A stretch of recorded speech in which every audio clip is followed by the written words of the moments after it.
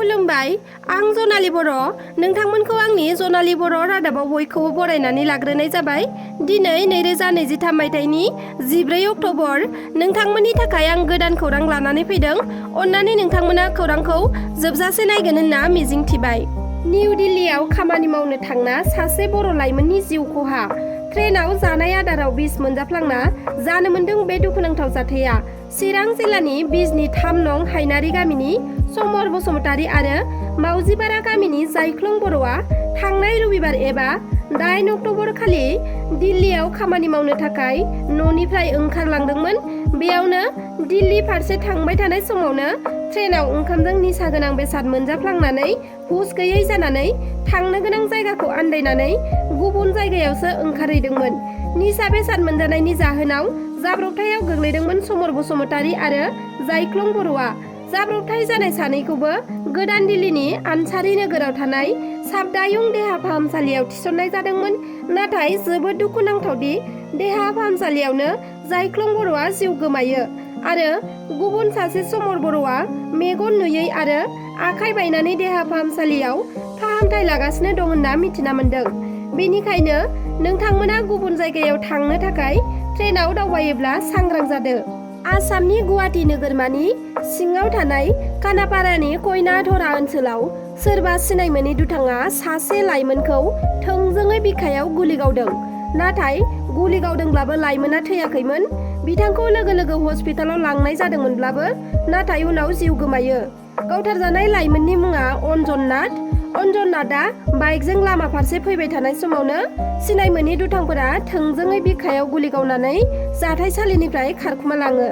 नाथाय बिथांखौ मानो गुलि गावदों जाहोनखौ मिथिना मोननाय जाथ'वाखै। अन्जन नाथआ गुवाहाटी नोगोरमानि लटापाटा ओनसोलनि थागिबिमोन। दायो बिथांखौ गावथारग्रा दुथां सानैखौ हमनो थाखाय गुवाहाटी पुलिसआ साखाफारायै गावसोरनि खामानिखौ मावगासिनो दं आरो दुथांफोरखौ हमनानै आयेन बादि साजा होगोन होननाबो रादाय होदों। मोनसे गिलु बालु खौरां गावनि फिसायखौनो बुथारबाय बिसिया। बुथारनानै गोथै सहखौ न' सिङावनो दोनखुमाबाय थानाय जाथाया सोराङाव फैदों।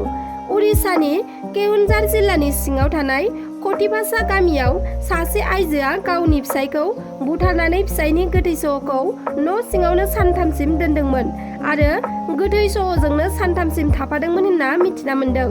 उनाव न' साखाथिनि सुबुंफोरा गेसाव मोनामनाय मोनना पुलिसनिसिम खौरां हरो आरो पुलिसआ फैनानै जाथायसालिनिफ्राय गोथै सहखौ बोखांनो हायो। सानथामसिमाव गोथै सहआ मोनामबायमोन।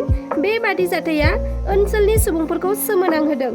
पुलिसआ दायो दायनिगिरि बिसिखौ एरेस्ट खालामनाय जाबाय। हमजानाय दायनिगिरि बिसिनि मुङा जाबाय सुनिता जुंगा। फोरमायनाय बादिब्ला सुनिताया गावनि फिसायखौ लहाजों बुनानै बुथारदोंमोन आरो सानथाम गावजोंनो न'आवनो लाफादोंमोन। मिथिना मोननाय बादिब्ला फिसाया जौ लोंना बिसिखौ बुबाय थायोमोन आरो सिगांनिफ्रायनो इनाय खालामबोबाय थादोंमोन होनना गामिनि सुबुंफ्रा फोरमायथिदों। सुनिताया 4 फिसाफोरबो दं। जाय उन्दै उन्दै फिसाफ्रा बिफानि गोथै सहजों लोगोसे सानथामसिम न'आव थाफानो गोनां जादों होनना मिथिना मोन्दों। दिनै एकदम बिदिफोरा दिनैसिमबो जोङो रायजो जानायनि खिथेराव बोराय बुरै माखासे थैलांबाय। जोंबो थैनो एसे बावला होमबाबो दिनैसिमबो जोंहा गामियाव खुनु सरकारा जोंखौ माने नायसननो फैयाखै। फैब्लाबो बिदिनो थाथं फैसं गथ'बार साफायना लाङो जायाखै दिनैसिमबो। फिन जोङो निउसआव माने रायजोफ्रा नुथों होननानै हरनाय जादों जाहाथे सरकारा एसे नायसननानै जोंखौ अननायनि गेजेरजों दानि बे सोलिबाय थानाय सरकारा जाहाथे जोंनि बे गामिखौ अननायनि गेजेरजों दालांखौ होयो। जों बेखौ फिन बुंहरनाय जाबाय आरो दा रायजोफ्रा बयबो आसा खालामगासिनो दङ। नैबे दालांनि थाखाय बिराद उसुबिदा जानानै दङ। दा बेहाय बिथांमोनाबो नायफैया नङा नायफैदोंमोन खेबनै खेबथाम होमब्लाबो खिन्थु नायसननाय जायाखै दिनैसिमबो। जोङो माने बहुद दुखु खस्थ' दङ। निदानफोर जाब्ला जोंहा बिराद प्रब्लेम जायो बेमार आजार लांनो थाखाय। बे दालां दै मोनसेनि थाखायनो दा बिराद उसुबिदा गोलैना दं आरोखि। जाहाथे सरकारा नायसनथों होननानै जोङो माने निउस लाइभआव होनाय जाबाय। दिनैनि बे जोंनि सेनंजिफुर गामिनि नैबे जिथुनाखि ककिला मराजाननि जोंनि गामि गेजेराव थानाय नैबे औवानि दलंखौ जों बोसोरे बानायनो गोनां जायो। बेयाव जोङो बोसोराव खननै बा खनथामखौ जोङो गामिनिफ्राय औवा खाङै खाङै मावनो गोनां जायो दासिमबो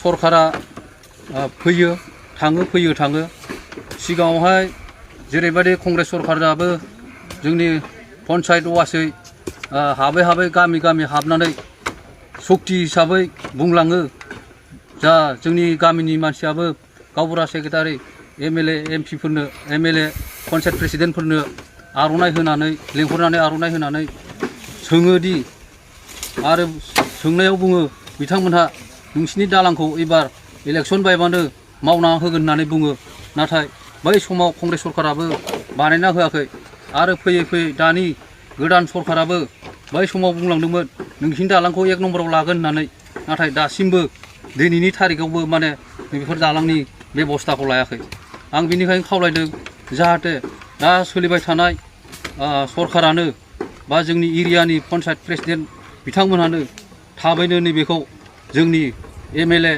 सारजों रायलायनानै जाहाथे बेफोर खामानिखौ मावो आं बेखौनो आं गामिनि जानानै खावलायनाय थाबाय 1 नं बिजिफोर गामिनि दुखु खैफोद जालाखौ जोङो बिजिफोरनि गामि जानानै फोरमायनो सानदों दुखुनि बाथ्रा 1974 मायथाइयाव जोंनि बे ककेला बिजिफोर बा 1 नं बिजिफोरा जोनोम मोन्दों दिनै आबौ गैला आबै गैला आइ आफा गैला थैलांजोब्बाय बै समनिफ्रायनो गामि जाजेननायनिफ्रायनो दिनैसिम नैबे दै ककेला मरा ककेला दै बे दैखौ जों गभर्नमेन्टनिफ्राय बा रायजो सरकारनिफ्राय जोङो दिनैसिम जेबो सेंसन मोनफेराखै जोबोद खस्थ'आव जोङो माने गोग्लैनानै दङ बोसोरसेयाव खननै खनथाम मावनांगौ जायो नै दाखालि बावैसो दैज्लांनि सिगां मावदोंमोन आरो दा नै महलाय खाथियावनो बायजोबलायबाय दिनै गामिया ज' ओंखारनानै समदान खालामदों मावदों उफाय गैया दुखुनांथाव बाथ्राया ओरै माने ककेला सेन्टाराव जोंहा मोनसे एमइ स्कुल हाइ स्कुल दङ LP स्कुल दङ बेयाव थांनो थाखाय गथ'फ्रा जोबोद जारला आरो हाथाय बाजार मोनसे बिराद गिदिर मोनसे हाथाय दङ बे हाथाय बाजाराव जोंनि गामियाव गायनानै मोननाय मैगं थाइगं फानहैनो थाखाय माइ माइरं फाननो थाखाय जोबोद जारला जाबाय थायो आरो गुफुराव थांनाय हस्पिटालाव थांनाय बिदिनो गोजानाव थांनायाव जोंना बेनोमोन मेन लामाया बे गामिजों मात्र 1 नं बिजिफोर गामिल' थाबाया बेयाव ओरैहाय ओरै सनाजुलि 2 नम्बर बिजिफोर 1 नम्बर बिजिफोर थुरिबारि गोबां माने ओरै खोलानि साइड आरो जोंनि बे अरुणाचलजों फैनानै ओरै गुफुर फारसे थांनांगौ जायो आरो बे हाथायाव माने गोबां माल फाननाय बायनाय जायो नाथाय बे दालाङा जोंनि थाखाय जोबोद माने खस्थ' जानानै दङ दिनै गोबां सरकार बारलांसेयावबो नाथाय दिनै बे 1 नं बिजिफोर गामिनि दालांखौ दासिमबो नायसनाखै बानायगोन होननानै बुङो खोथा होयो नाथाय दिनैसिम जेबो गैया जोङो दा जोबोद खैफोदावनो गोलैनानै दङ दिनैनि खौराङा बेखिनियानोमोन नोंथांमोना आंनि खौरांखौ जोबजासे नायजोबलांनायनि थाखाय रोजा रोजा साबायखर थाबाय आरो जुदि नोंथांमोना आंनि चेनेलखौ दासिमबो साबस्क्राइब खालामाखैब्ला अन्नानै साबस्क्राइब खालामनानै लादो लोगोसे लाइक शेयार कमेन्ट खालामनो दाबाव गोजोन्थों।